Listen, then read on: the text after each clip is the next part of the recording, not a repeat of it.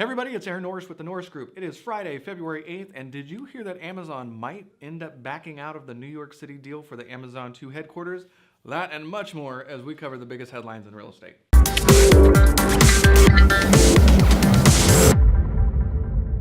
Before I get to the radio show and podcast, I wanted to chat a little bit about an email that we sent out yesterday to our list of trustee and mortgage investors. So you may have heard a rumor at our big event a couple weeks ago, California Real Estate on Borrowed Time. We announced a couple of new changes to our loan programs. So for California and Florida hard money in the FLIP program, the most expensive program we've got is actually not expensive at all. It's 9.9% interest only, and it's for a year, 1-year term, no prepay. The difference is we lowered it, the ARV program, to 9.9% from 11.5%. So we're a lot more competitive, and if you can show that you've done 3 deals over the last year, the rate is only 1 point for origination. So gotten super competitive, ready to help you Main Street investors to do more deals in 2019, whether you're in California, Florida, or maybe both. So we'd love to work with you, and you'll find out all of our new rates on the norrisgroup.com/hard money. You are not going to want to miss the radio show and podcast this week. We've got Iris Veneration. She's fabulous, and she's the owner of Invest Club, formerly known as Invest Club for Women. But she helped us out in September during Cashing In on a Boom, do a chapter on vacation rentals. And I definitely love working with her and Patrick Diamond as we talked about different philosophies when it comes to short-term rentals. So we talk a little bit about today, this weekend, about how vacation rental has changed, how she got in the business, some of the biggest mistakes she sees people make, as well as technology that people are using to make it a little bit easier. That on the radio show and podcast. Won't want to miss it. Let's get to the headlines. Home prices increased 4.7% year over year in December, according to CoreLogic. The Mortgage Bankers Association reported mortgage applications decreased 2.5% from last week, and the mortgage rates decreased this week, with 30-year rates now at 4.41% and 15-year rates at 3.84%. Investor warning. We have been talking about this a lot since we did Cashing In on a Boom when it comes to accessory dwelling units. Investors that are planning to do this as part of their flips need to be super careful. So another case study of one of these came in this week. I involved the state of California trying to find different lenders who really understood this product. The investor did a beautiful job down to the studs rehab of a 3-2 in the front in Los Angeles, and then in the back built an awesome ADU that was a 2-2. Well, the lender said, hey, this is a duplex. We're going to require 35% down, which is a real bummer because the family really wanted it. We're still trying to work this out. If you are a fantastic lenders that understand ADUs, I'd love to hear from you if you've actually funded some. And if you're an investor and have some insight on how you got it through, well, I'd love to hear from you too. You can leave comments below, give us your resources, but investors, please be aware if you're building this into your flips, it's likely you're going to run into problems with appraisals and the lending until we can get a few more comps in the system so they know what's going on, especially here in California. I like this as part of a long buy and hold strategy a little bit more, but just know going in, you're going to have to be super careful. Remember, rules and regs are changing at the city and county level all the time, so you better, before you buy anything and you think you're going to do an ADU, you better be contacting the local development department and make sure your plan is going to work out as you think it will. All right, on to the stories. Realtor.com says tin is so in. Well, metallics have been a popular part of the interior design forever, with certain metals coming in and out of vogue. I'm still waiting for shiny brass to make its way back from the 80s, but we'll see. Tin is being added to a roster of popular metallics this year, according to Pinterest, which lists this metal as among the top 100 trends for shiny material, and up 563% year over year. It's time to shake things up a bit, I guess.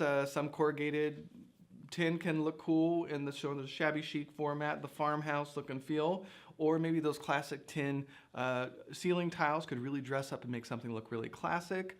I'm not a huge fan of the patina of the shiny, tin, but you do your rehab, how you're going to do it. We'll see how it turns out. Co-working was one of the hottest trends in 2018, and it looks like co-living is going to be the hot trend for 2019, with co-working heavyweights like WeWork, Open Door, Bungalow, and a few others jumping into this emerging co-living trend in real estate.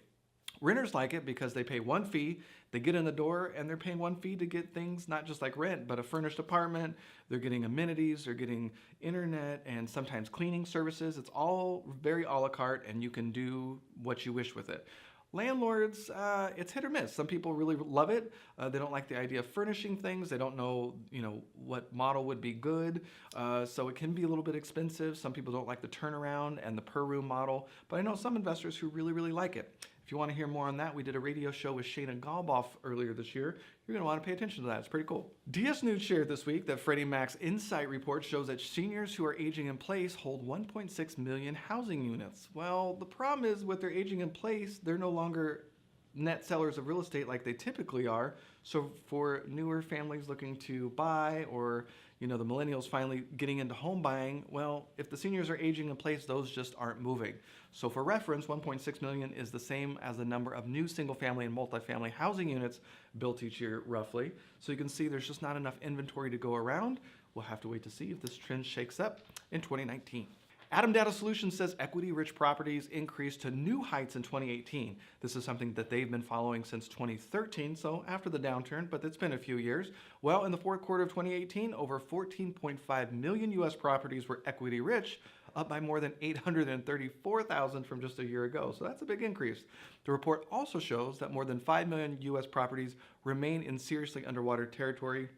That's, of course, where the loans secured on the property are at least 25% higher than the property's estimated value. So it's sort of weird. That's 8.9% of all U.S. properties with a mortgage, higher than I would expect, but at least the equity-rich ones increased. So the Washington Post, owned by Amazon founder Jeff Bezos, ran a report based on input from two people in the know that the company is thinking about rethinking about moving to New York City, or specifically Queens, New York, because of so much political backlash because of the city and the state giving them such a sweet deal in the Big Apple. Well, apparently the company has not leased or purchased a thing, so these politicians may have just ruined a really good thing. Amazon.com may reconsider the entire plan of bringing 25,000 jobs to New York City following this opposition from local politicians, and may move elsewhere to states like Tennessee, who have been oh so welcoming, willing to do infrastructure projects, you name it. So this is when real estate investors start biting their nails that got in early and heavy and just bought anything at any price, running up prices, only to find out now that Amazon might be mic dropping you. That is really uncomfortable. So I'm just curious, have you ever done something like this? Have you bought in an area expecting a big wave of something, and do you base your purchase price on something that you think it will be, or are you willing just to only put in the amount of money that you think it's worth right now? I'd love to see how you approach this, because this is really interesting. If you're on YouTube, please leave a comment below, and don't forget to like the video and subscribe to the channel so you don't miss a beat. If you're on Facebook, please don't forget to not only like the Norris Group page, but don't forget to add us to your See First list, and with notifications on. Leave your comments below the video, and if we miss something, share the story on our comment sections on either YouTube or Facebook, and we'll make sure to include it on our blog at thenorrisgroup.com/blog. Upcoming events where you're going to see us, the Norris Group, out and about town. February 12th, we'll be doing the 10 decisions to make before the next downturn with the Coachella Valley Real Estate Investors Association. February 28th, we'll be doing a real estate market update with the Moreno Valley Professionals Group. March 5th, 10 decisions to make before the next downturn with OC Phoebe. March 6th, we'll be doing a real estate market update with the Inland Valley Association of Realtors, followed a little bit later in the morning at an event in Riverside at the Fox Theater with several other economists and other people in the space talking about the market and where we all think it's headed. That should be very interesting, and you'll find out all these and much more on our website, thenorrisgroup.com, under the events section.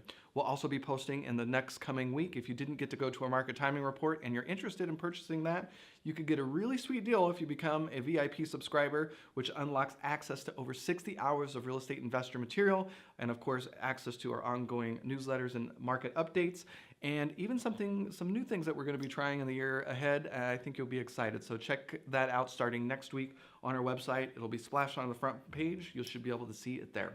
For more information on hard money loans, including fix and flip, buy and hold, and new construction in both Florida and California, and yes, we can help you do 1031 exchanges, check out thenorrisgroup.com and hit that hard money loan tab. For more information on mortgages and trust deed investing, go to thenorrisgroup.com and hit the invest tab to find out more information on that. With that, have a fantastic weekend, and we'll see you next week.